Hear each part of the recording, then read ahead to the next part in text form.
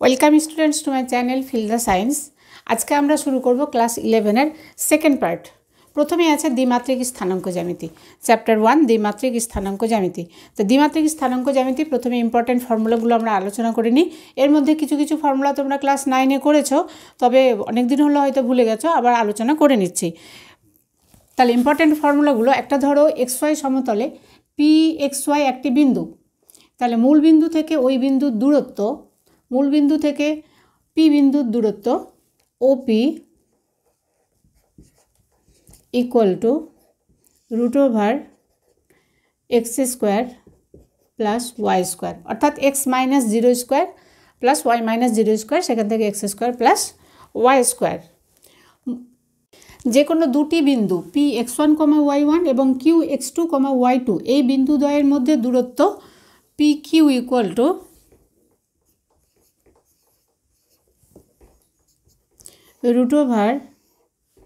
√x2 minus x1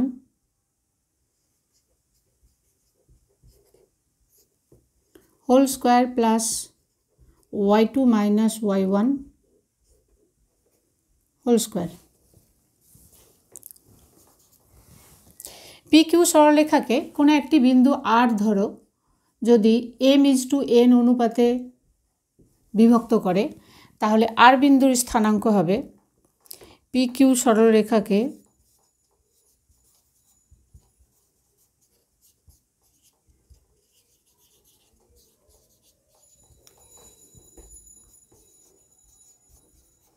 R বিন্দু m:n অনুপাতে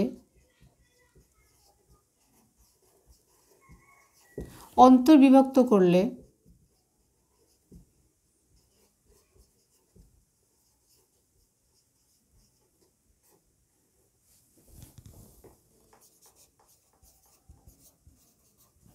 R বিন্দুর স্থানাঙ্ক।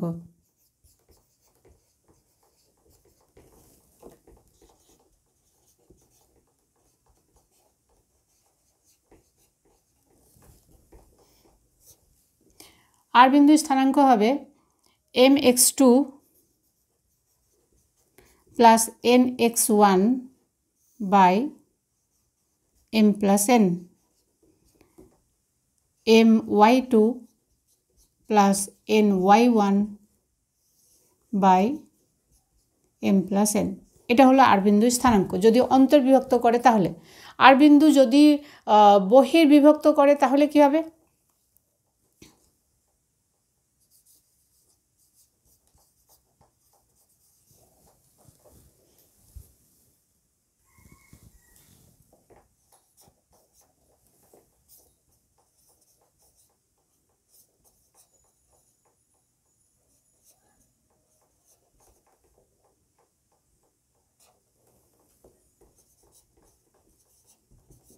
আর বিন্দু বহির্বিভক্ত করলে আর বিন্দুর স্থানাঙ্ক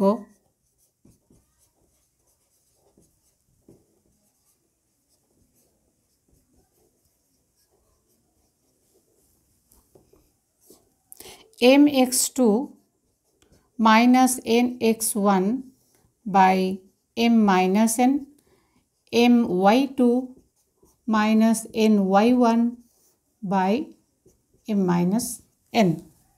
এটা লিখে নাও। আরও অনেক ফর্মুলা আছে, এটা মুছে দিই।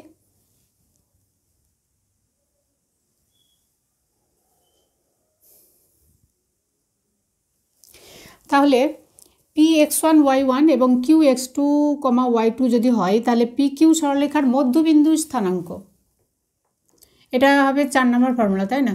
PQ সরলরেখার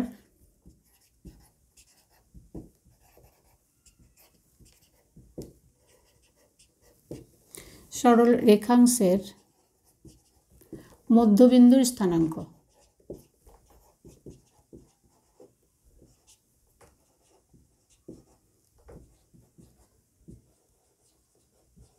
কত হবে বলো তো? x1 plus x2 by 2, y1 plus y2 by 2। লিখে নাও এগুলো। 5 নম্বর ফর্মুলা দেখো, ত্রিভুজ ABC এর শীর্ষবিন্দুগুলির স্থানাঙ্ক যথাক্রমে x1, y1 x2, y2 এবং x3, y3 হলে ABC ত্রিভুজের ভর কেন্দ্রের স্থানাঙ্ক। ত্রিভুজ ABC এর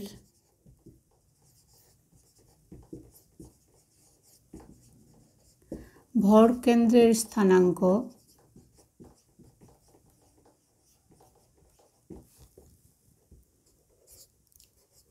x1 plus x2 plus x3 by 3,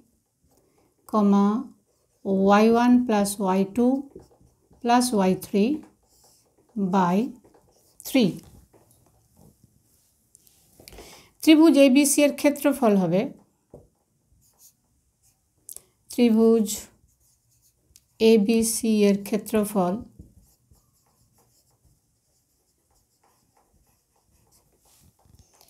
half into, এইভাবে করবে, হাফ ইন্টু, শুরু করো তাহলে x1 half into x1 into y2 minus y3 plus, এবার x2 নাও, x2 into y3 minus y1 plus x3 into y1 minus y2।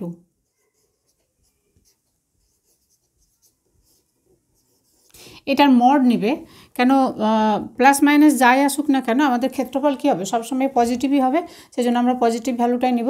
তাহলে আরেকবার দেখে নাও, ABC ত্রিভুজের যাদের শীর্ষবিন্দু স্থানাঙ্ক যথাক্রমে x1, y1, x2, y2 এবং x3, y3, এই ত্রিভুজের ক্ষেত্রফল হবে half into mod of x1 into, এইভাবে দেখো যাবে, x1 into y2 minus y3 plus x2 into y3 minus y1 plus x3 into y1 minus y2। বুঝতে পেরেছ? লিখে নাও। এই ত্রিভুজের BC বাহুর দৈর্ঘ্য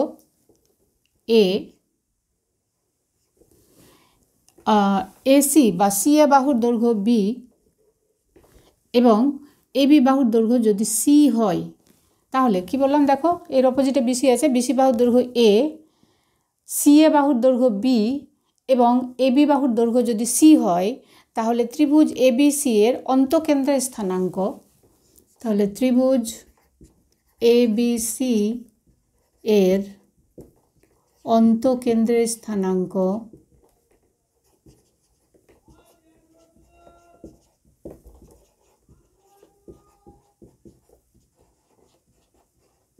কত হবে বলো তো, AX1 plus BX2 plus CX3 by A plus B plus C, AY1 plus BY2 plus CY3 by A plus B plus C। এটা হলো ABC ত্রিভুজের অন্তঃকেন্দ্রের স্থানাঙ্ক যদি বাহুগুলো এভাবে দেওয়া থাকে আমরা বার করে নিই। তিনটি বিন্দু, 8 নম্বর, এই বিন্দু তিনটি অর্থাৎ তাহলে দেখো যদি x1, y1, x2, y2, x3, y3 এই ত্রিভুজের ক্ষেত্রফল 0 হয়, তার মানে কি বিন্দু তিনটি সমরেখ হবে। তাহলে তিনটি লেখো, তিনটি বিন্দু x1, y1, x2, y2 এবং x3, y3 সমরেখ হবে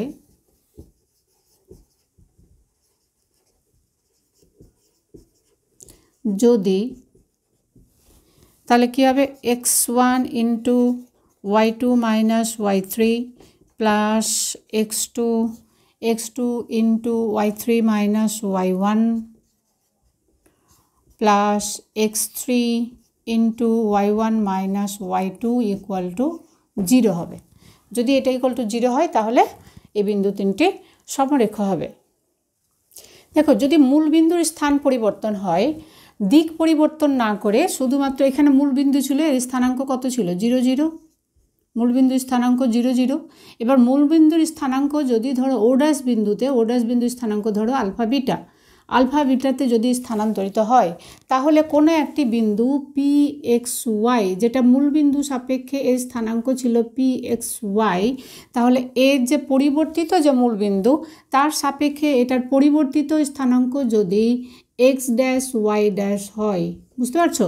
অর্থাৎ আগের মূলবিন্দু সাপেক্ষে আমাদের যেটা অরিজিনাল যে এক্স অক্ষ X X dash Y Y dash ছিল এবং মূলবিন্দু ও 0 0 ছিল, তার সাপেক্ষে কোনো বিন্দু স্থানাঙ্ক ধরো পি এক্স ওয়াই, এবং মূলবিন্দু দিক পরিবর্তন না করে অক্ষগুলো সমান্তরালভাবে আলফা বিটা বিন্দুতে যদি মূলবিন্দু স্থানান্তরিত হয়, তখন এই মূলবিন্দু সাপেক্ষে পি বিন্দুর পরিবর্তিত স্থানাঙ্ক এক্স ড্যাশ ওয়াই ড্যাশ হলে এক্স ইকুয়াল টু হবে এক্স ইকুয়াল টু, অর্থাৎ এই যে এক্স ইকুয়াল টু, দেখো এখান থেকে এইটুকু কত আলফা, আর এটার সাপেক্ষে এটা এক্স ড্যাশ, বুঝতে পারছো?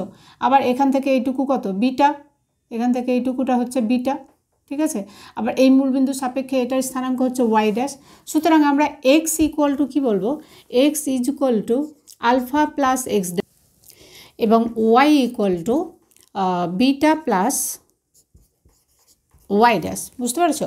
অর্থাৎ x dash is equal to আমরা পাবো এক্স মাইনাস আলফা এবং ওয়াই ড্যাশ ইকুয়াল টু পাবো y minus beta.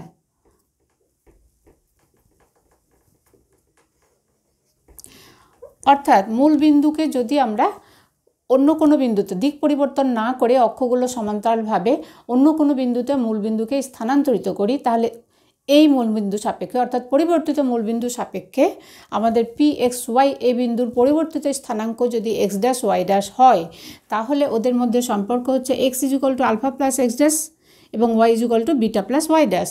Alpha beta হচ্ছে পরিবর্তিত মূলবিন্দু স্থানাঙ্ক। এখান থেকে আমরা কি বলতে পারবো, x dash is equal to, দেখো x minus alpha, y dash is equal to y minus beta. এবার দেখো প্রশ্নমালা 1 এর এমসিকিউ অঙ্কগুলো। এমসিকিউ 1 নম্বর অঙ্ক আছে, দেখো অক্ষ দুটির দিক অপরিবর্তিত রেখে মূল বিন্দু 0,-4 বিন্দুতে স্থানান্তরিত করলে 1 নম্বর 4x plus 3y plus 12 equal to 0 এই সমীকরণের পরিবর্তিত আকার। তাহলে দেখো মূলবিন্দু কোথায় স্থানান্তরিত করছি আমরা, 0,-4 0,-4 বিন্দুতে যদি মূলবিন্দু স্থানান্তরিত করি তাহলে এর পরিবর্তিত আকার কি হবে। তো এক্স ওয়াই স্থানাঙ্ক বিশিষ্ট বিন্দুর যদি পরিবর্তিত স্থানাঙ্ক অর্থাৎ মূলবিন্দু 0,-4 বিন্দুতে পরিবর্তন করার ফলে এক্স ওয়াই বিন্দুর যদি পরিবর্তিত স্থানাঙ্ক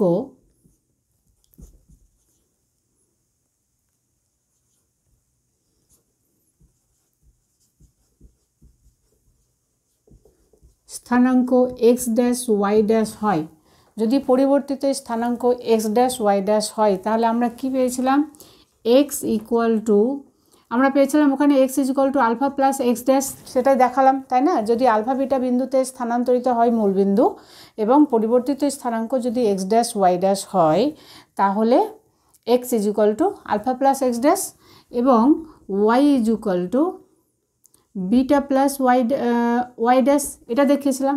তাহলে এই ক্ষেত্রে আমাদের মূলবিন্দু কোথায় স্থানান্তরিত হচ্ছে, 0,-4 বিন্দুতে। তাহলে এক্স ইকুয়াল টু আমরা কী লিখব, 0 প্লাস এক্স ড্যাশ এবং ওয়াই ইকুয়াল টু লিখব -4 প্লাস ওয়াই ড্যাশ। তাহলে এর প্রদত্ত সমীকরণের পরিবর্তিত আকার কত হবে, 4 ইন্টু এক্স, কেন 4 ইন্টু 0 প্লাস এক্স ড্যাশ, তো এক্স ড্যাশ হলো plus 3 into y is equal to লিখব -4 plus y dash, -4 plus y dash plus 12 equal to 0। তাহলে হলো 4x dash -12 plus 3y dash plus 12 equal to 0। তাহলে -12 plus 12 cancel, হলো 4x dash plus 3y dash equal to 0, অর্থাৎ আমরা বলতে পারি এখানে দেখো এক্স ড্যাশ দিয়ে তো নেই, তোমার অপশানে সবগুলো এক্স দিয়েই আছে, তাহলে আমাদের এখানে কোন অপশানটা হবে? Option C, 4x + 3y = 0 implies 4x + 3y = 0, অর্থাৎ অপশান সি হবে আমাদের অ্যান্সার। বুঝতে পেরেছ? করে নাও, খাতা পেন নিয়ে করে নাও তাড়াতাড়ি চটপট। এরপরে 2 নাম্বার দেখো, করে নাও, এটা মুছে দিই।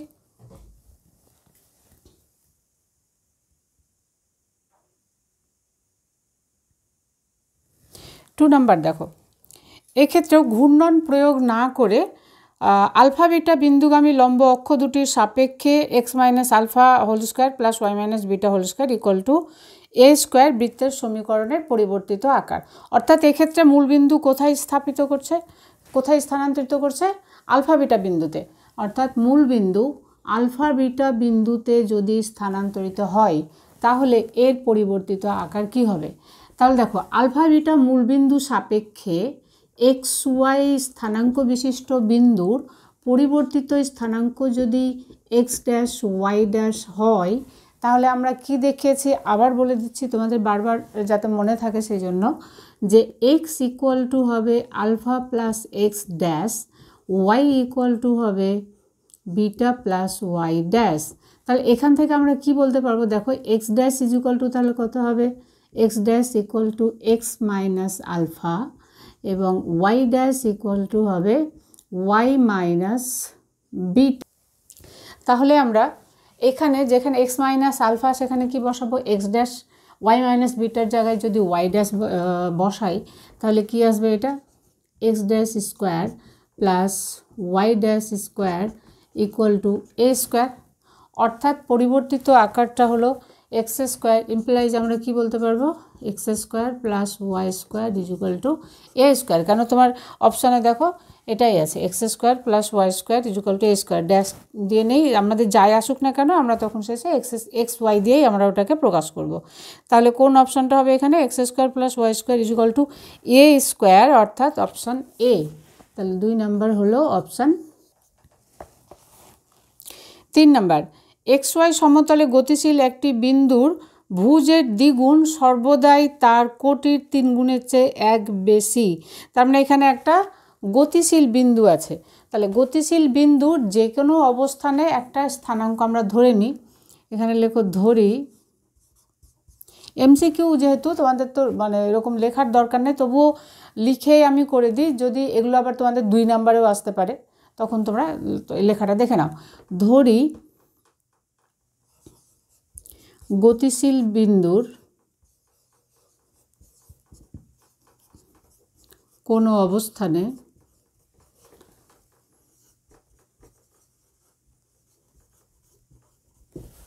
স্থানাঙ্ক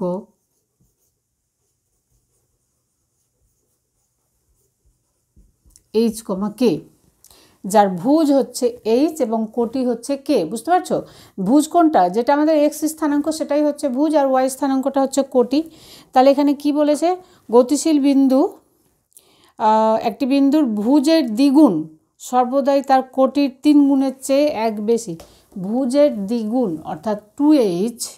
তাহলে প্রশ্নানুসারে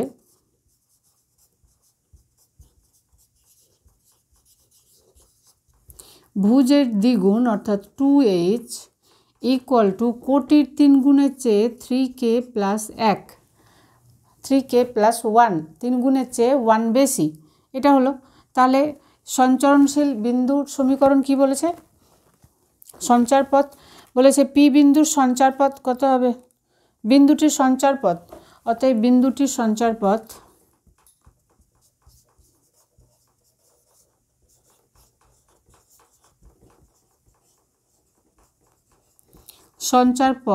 আমরা এখানে যাই লিখি না কেন, যখন আমরা সঞ্চারপথ লিখব তখন সেটাকে এক্স ওয়াই দিয়েই লিখব। তাহলে সঞ্চারপথ হলো 2x =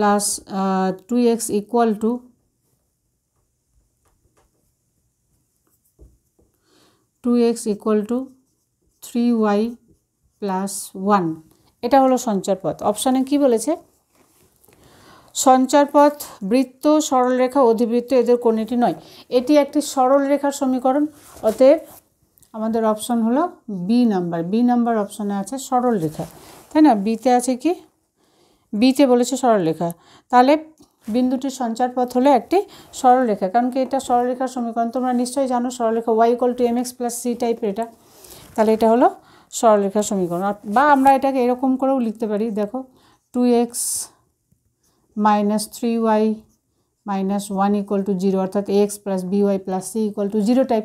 তো এটা তো একটা সরলরেখার সমীকরণ, বুঝেছো? করে নাও, মুছে দিয়ে এটা, তারপরে করি 4 নাম্বার।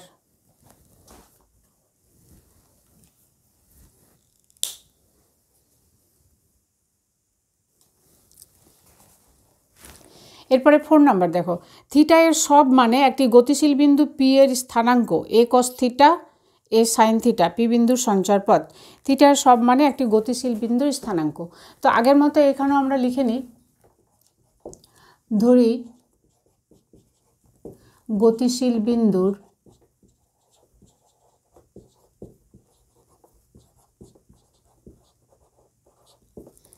যে কোনো অবস্থানে স্থানাঙ্ক, কোনো অবস্থানে স্থানাঙ্ক লেখো, গতিশীল বিন্দুর কোনো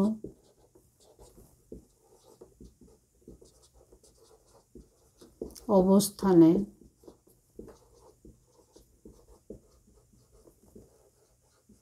স্থানাঙ্ক h, k। তাহলে এটা কি বলেছে, পি এর স্থানাঙ্ক হচ্ছে a cos theta a sin theta, তাহলে আমরা কি বলবো, অতএব h = a cos থিটা, এটা 1 নাম্বার দাও, এবং k = a sin থিটা, এটা 2 নাম্বার দাও। এবার 1 ও 2কে স্কোয়ার করে আমরা যদি যোগ করি, অর্থাৎ বর্গের যোগফল 1 ও 2 এর উভয় পক্ষকে বর্গ করে যোগ করো,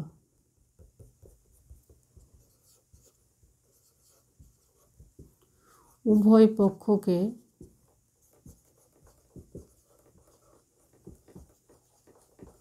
বর্গ করে যোগ করে পাই।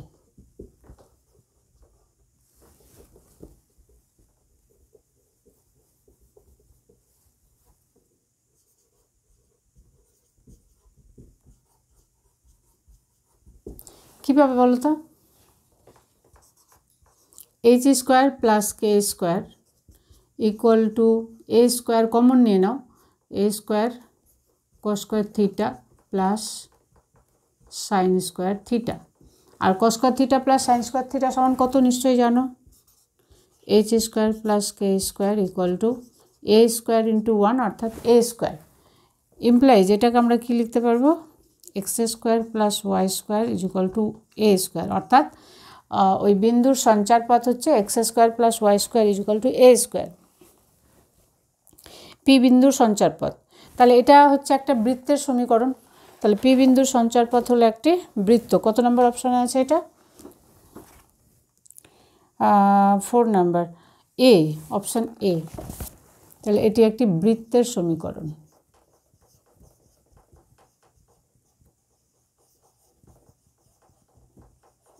তাহলে আমাদের অ্যান্সার হলো অপশান এ। বুঝতে পেরেছ? করে নাও।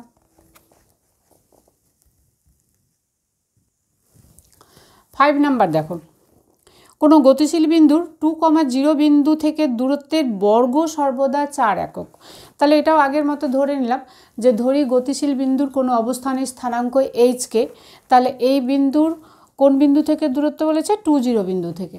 তাহলে 20 বিন্দু থেকে এই বিন্দুর দূরত্ব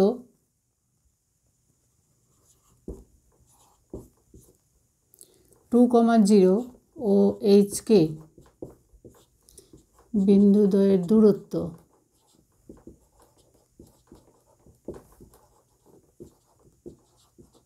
কত বলো তো, √h - 2 whole square plus k - 0 whole square. বলেছে দূরত্বের বর্গ, অর্থাৎ প্রশ্নানুসারে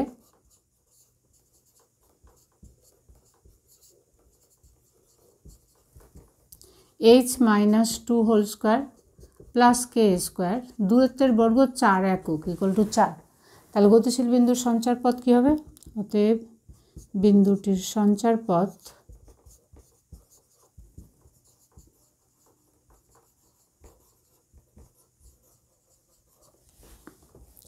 x minus 2 whole square plus y square equal to 4। এটাও একটি বৃত্তের সমীকরণ, সুতরাং এটাও এর সঞ্চার পথে একটি বৃত্ত হবে।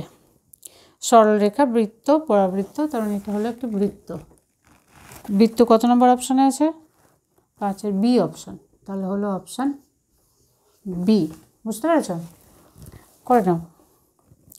6 নাম্বার দেখো, অক্ষ দুটির দিক অপরিবর্তিত রেখে -5,9 বিন্দুতে মূল বিন্দু স্থানান্তরিত করলে 3,4 স্থানাঙ্ক বিশিষ্ট বিন্দুর স্থানাঙ্ক হবে।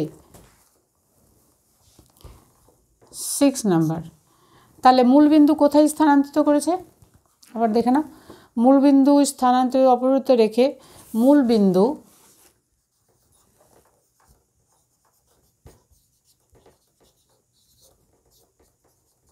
-5,9 বিন্দুতে এত বিন্দুতে স্থানান্তরিত করা হয়েছে।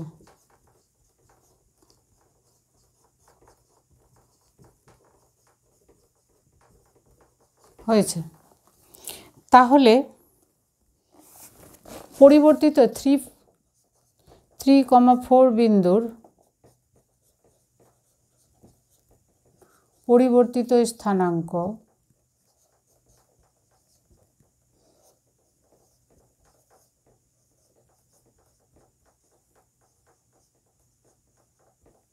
তখন আমরা কি দেখলাম?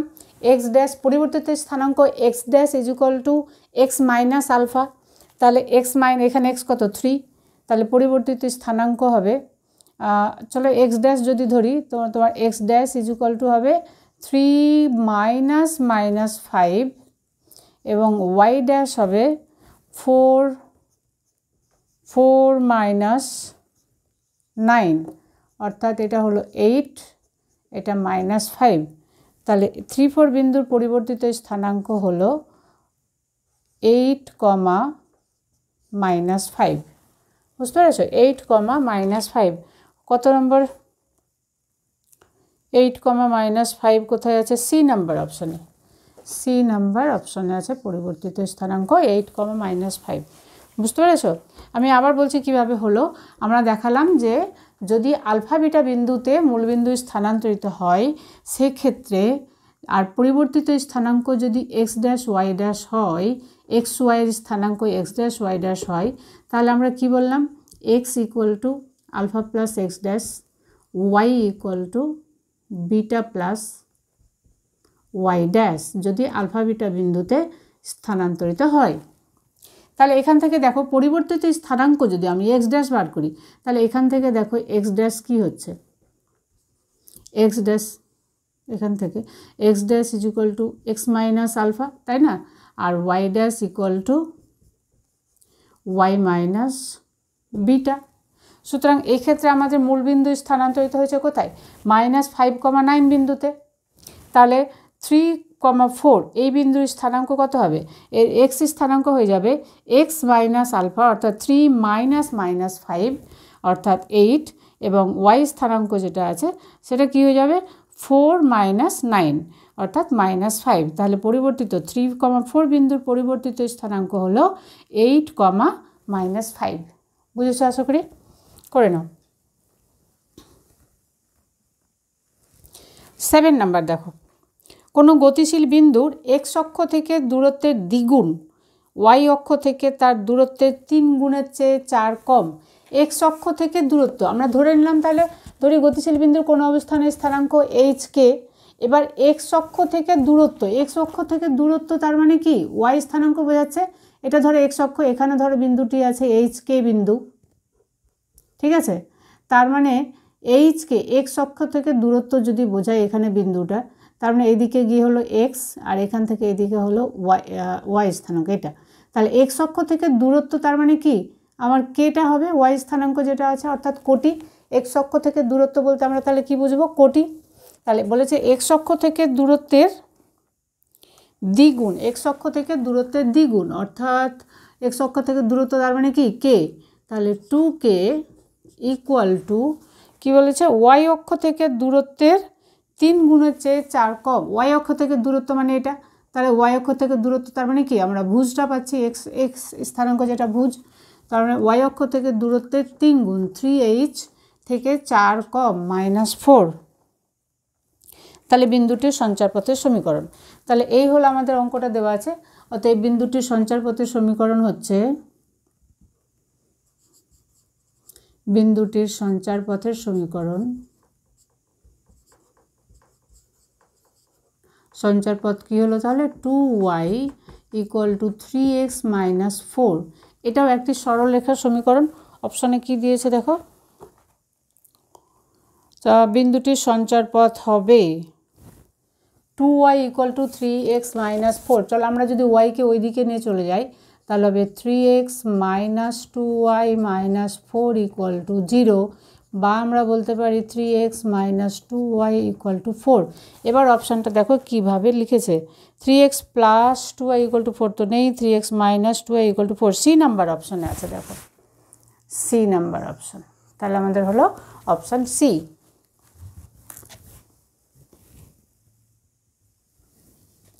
8 নাম্বার দেখো, 8 নাম্বার বলেছে লম্ব অক্ষ দুটি সাপেক্ষে একটি বিন্দুর স্থানাঙ্ক দেওয়া আছে 4, -3।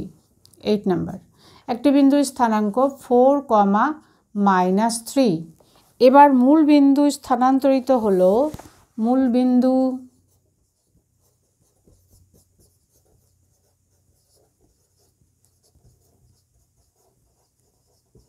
স্থানান্তরিত হলো কত বিন্দুতে, মূল বিন্দু স্থানান্তরিত হলো -2, 5 বিন্দুতে, -2, 5 বিন্দুতে, অর্থাৎ এটা হলো আলফা বিটা, এটা হলো এক্স ওয়াই। তাহলে পরিবর্তিত হলে বিন্দুতে স্থানান্তরিত হয়, নিচের কোনটি ওই বিন্দুর স্থানাঙ্ক হবে, তাহলে এই বিন্দুর পরিবর্তিত স্থানাঙ্ক কোনটা হবে, এই বিন্দুর পরিবর্তিত স্থানাঙ্ক কোনটা হবে আরেকবার দেখে নিই। তাহলে কী বলেছে, বিন্দুর সাপেক্ষে, আচ্ছা এটা এই বিন্দুর পরিবর্তিত স্থানাঙ্ক কি হবে, তা আমরা একটু আগে কি দেখলাম, পরিবর্তিত স্থানাঙ্ক x dash is equal to হচ্ছে x minus alpha, y dash is equal to y minus beta, এটাই তো আমরা দেখলাম। তাহলে হচ্ছে এটার স্থানাঙ্ক কত হবে, অতএব এই বিন্দুর পরিবর্তিত স্থানাঙ্ক, পরিবর্তিত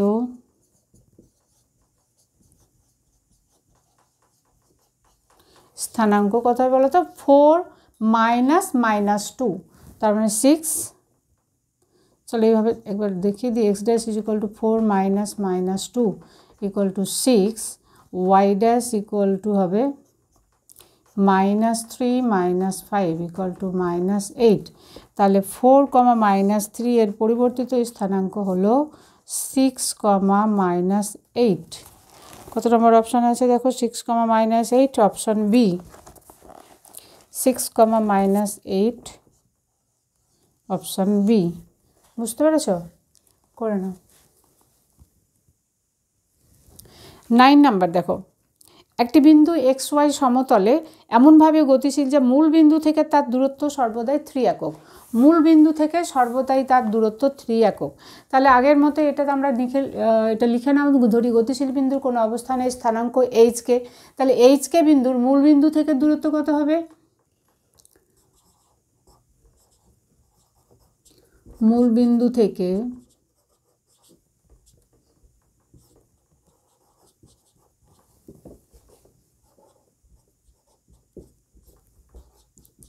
এইচকে বিন্দুর দূরত্ব কত হবে, √h² প্লাস k², এটা ইকুয়াল টু বলেছে 3 একক, তাহলে 3 উভয় পক্ষকে বর্গ করে দাও, তাহলে h² plus k² equal to 9। অতএব সঞ্চারপথের সমীকরণ হলো, সঞ্চারপথ যখনই নির্ণয় করবে তখনই আমরা এখানে এইচকে যেটা ধরি ওগুলো আমরা এক্স দিয়ে প্রকাশ করব। তাহলে সঞ্চারপথ হলো x² plus y² equal to 9। এটা কিসের সমীকরণ বলো তো, একটু আগে আমরা এরকম সমীকরণ করলাম, এটা হলো বৃত্তের সমীকরণ। আচ্ছা, তাহলে অপশান কত হলো? Option D, x square plus y square equal to 9 আছে অপশান ডিতে। তাহলে এই হলো অপশান ডি। এমসিকিউ অঙ্কগুলো শেষ হয়ে গেল আজকে এই পর্যন্ত। নেক্সট ভিডিওতে আমরা অতি সংক্ষিপ্ত অঙ্কগুলো করে দেব। Wish you all the best. Thank you.